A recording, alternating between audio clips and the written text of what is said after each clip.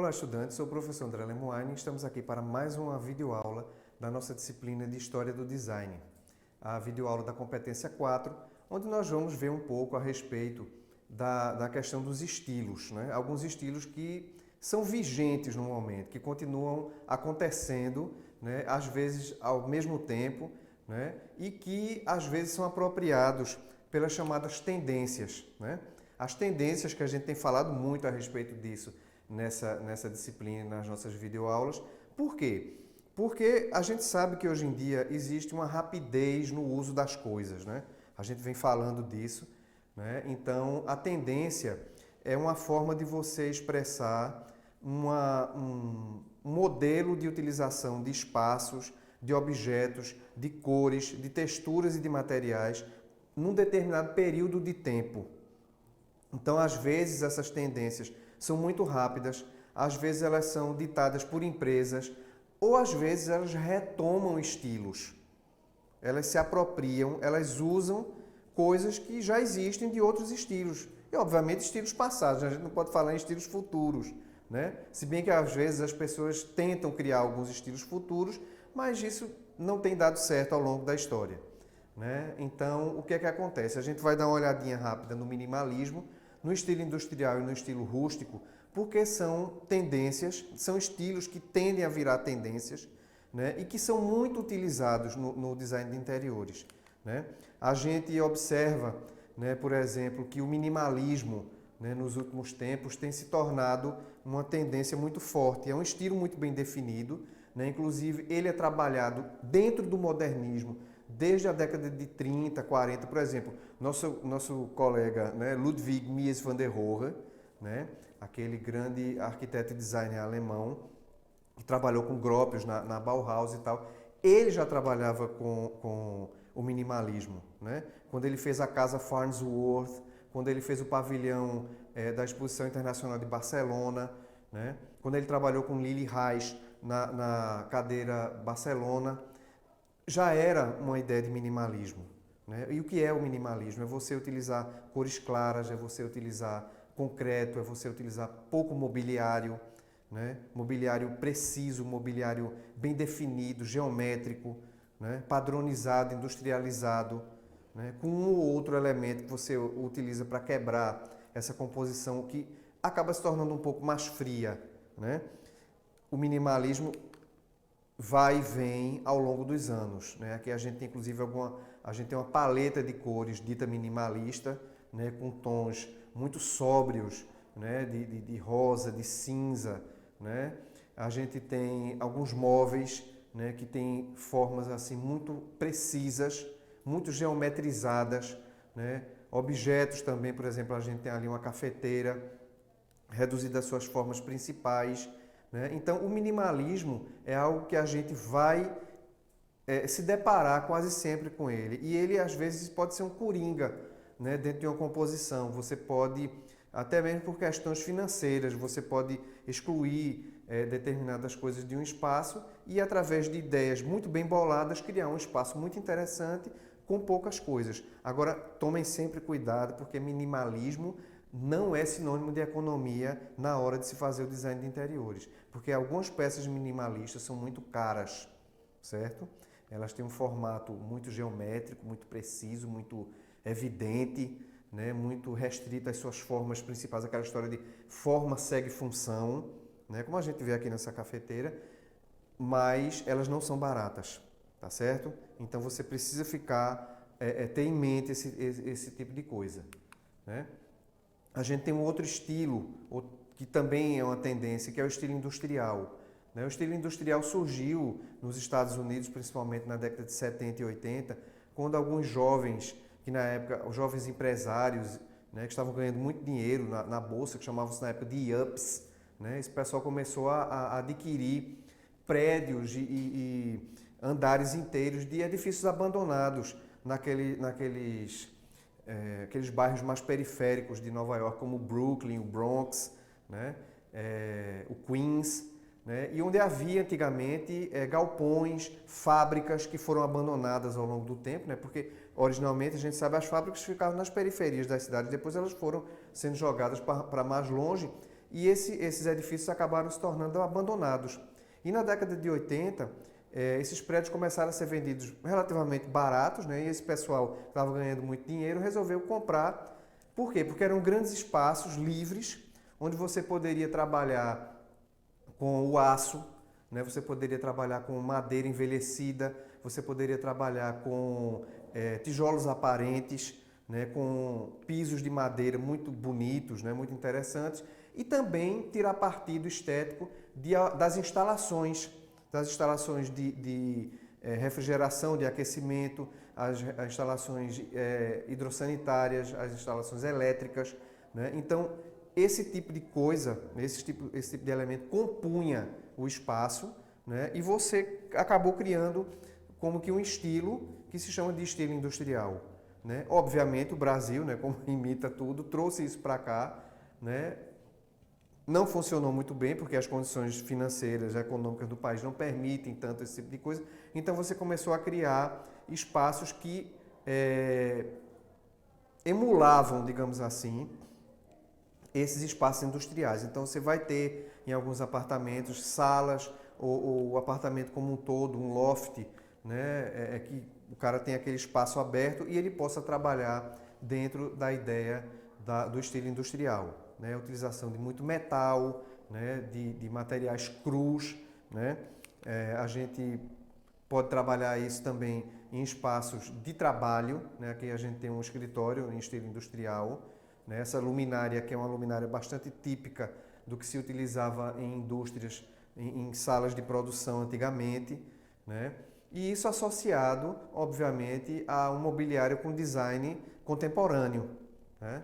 Então você tem essas associações do espaço em si, que é um espaço mais cru, né? Onde você vê, inclusive, a questão do concreto aparente, do tijolo aparente, da madeira mal acabada, digamos assim, mas que é uma coisa que é estruturada para parecer isso, né? E você faz uma associação disso com esse mobiliário mais contemporâneo, um mobiliário inclusive mais caro, né? Sempre lembrando que esse tipo de solução não vai necessariamente levar a custos menores dentro da execução do projeto, tá certo? A gente também tem um outro estilo, né, que é uma tendência que a gente tem observado muito aqui no Brasil nos últimos anos, né, que é o estilo rústico.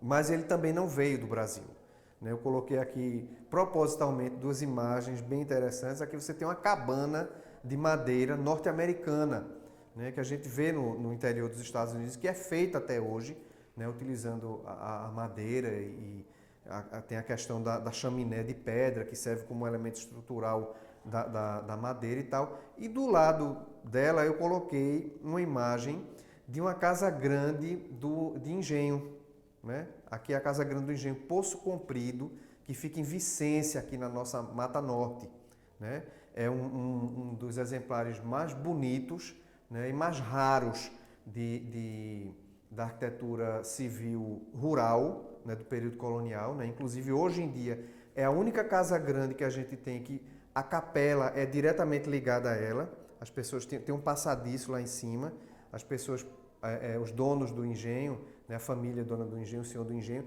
assistiam à missa do coro para não se misturar com os trabalhadores e com os escravos, né? Então, esse é o último exemplar que a gente tem desse tipo de arquitetura patriarcal, né, e desse pessoal. E vale uma visita, fica no município de Vicência. Quem puder ir lá, eu recomendo que vá. É um lugar muito bonito, o prédio é muito bonito, é muito interessante, faz parte da nossa história. Mas por que eu coloquei isso aí? Porque a despeito de nós termos essa Casa Grande e várias outras, a arquitetura colonial que existe em Pernambuco não serve como base do estilo rústico. O estilo rústico é quase todo pautado exatamente numa coisa que vem de fora, que é a cabana norte-americana. E isso é muito ruim e precisa de uma discussão, tá certo? A gente não pode simplesmente acatar. Tem coisas muito bonitas, claro, ninguém está negando a beleza, aquela coisa bucólica, realmente mais terra, né? De você utilizar a madeira, a pedra e tal, mas nós temos também a nossa própria cultura. E a gente precisa ver o que é que desse passado a gente pode retirar e criar o nosso próprio estilo rústico, né? É sempre bom pensar, né? Aqui eu coloquei, inclusive, um exemplar, né, de uma casa rústica, né, do Sudeste, né? No Sudeste é mais fácil você ter a questão da lareira, né? Porque lá as temperaturas Sudeste e Sul, né, pode cair até abaixo de zero, né? Então você tem mais essa... O que gera no final no estilo rústico é a questão do aconchego, né? De você ter um espaço assim aconchegante, que você entra ali e você se sente como que abraçado por ele, né? E aqui do lado direito nós temos um hall de entrada de um hotel aqui em Pernambuco, de uma cidade do interior, né? Veja, é uma coisa que não está muito ligada à nossa cultura, de fato. É bonito, esse hotel é muito bonito, eu já estive nele, né? É um local muito legal. Eu vou dizer apenas que ele fica em Xangrande, depois vocês descubram qual é, né? É um hotel muito bom, as instalações são muito bonitas, ele se apropria desse estilo rústico, mas você fica se perguntando até que ponto isso realmente tem a ver com a nossa cultura, né? Com o nosso rústico, né? Porque existe o rústico de cada cultura, né? A gente precisa ver o que é que a gente pode, né, se apropriar delas, né, desses elementos rústicos de cada cultura. E para além do espaço em si, existe também um mercado de elementos rústicos, de materiais rústicos, que aqui em Pernambuco também não é muito explorado, né? Estou dando até a dica de empreendimento. Essas imagens foram retiradas de lojas, né, de sites comerciais do Sudeste e do Sul, principalmente estados como Minas Gerais, né, Goiás, né, que já é no Centro-Oeste, né, mas que tem essa tradição dessa rusticidade, em que o pessoal vende esse tipo de material, tanto para uso quanto para decoração dos interiores, né? Então o pessoal fabrica essas panelas, fabrica esses potes cerâmicos, às vezes também de pedra-sabão, você encontra muito em Ouro Preto, em Minas Gerais, né? E você também encontra até mesmo lareiras prontas, né? Fogões de madeira, para usar a madeira, né? E que você usa para assar carne, para você fazer uma pizza, para você fazer pão, né? Que é uma coisa que aqui em Pernambuco a gente teve no passado, mas não tem mais. Então, esse tipo de material que é vendido na internet hoje em dia, ou se você fizer uma viagem, você vai lá, né? Você tem esse design rústico de objetos e de mobiliário que vão se associar à rusticidade daquele espaço que você está projetando, né? Então, assim, é muito interessante, é muito bonito, é muito aconchegante, mas como nós somos pessoas pensantes, nós precisamos ver até que ponto isso é favorável dentro da nossa realidade. Nós temos esse frio todo, né? Isso cabe aqui no nosso estado? Isso faz sentido na nossa zona rural? Ou a gente precisa buscar algo? A gente pode fazer uma associação, né? Porque tem coisas muito bonitas, né? Esse forno aí, belíssimo, né? Aquelas panelas e tal, faz uma composição muito interessante dentro do espaço. Mas a gente precisa ter sempre em mente, né, se isso realmente faz parte da nossa cultura, faz parte da nossa realidade, tá certo? Então, eu pontuei esses 3 estilos, que de estilo se tornam, vez por outra, tendências, como assim? Às vezes a pessoa no ano resgata o minimalismo, no outro ano resgata o rústico, no outro ano resgata de novo o industrial, ou tenta fazer um mix de ideias, né? Então, a gente precisa ficar atento a esse tipo de coisa, sempre ciente de que nem tudo cabe em todo lugar, né? E que é preciso ver com o cliente o que é melhor, o que é mais interessante, o que é mais em conta e o que funciona dentro da nossa realidade, tá certo? Eu acho que em Recife, por exemplo, não tem cabimento você fazer uma lareira, né? Mas talvez em Garanhuns, talvez em Gravatá, quem sabe, né? É isso que eu digo, a gente precisa pensar direitinho, porque o projeto vai depender de questões culturais, de questões geográficas, de questões financeiras e dos gostos das pessoas envolvidas, tá certo? Então, com isso a gente termina essa videoaula, a gente termina essa competência e conclui as videoaulas da nossa disciplina de História do Design. Eu espero que vocês tenham gostado. Não deixem de conversar no nosso fórum, né, levantar esses questionamentos sobre o que foi visto ao longo da disciplina.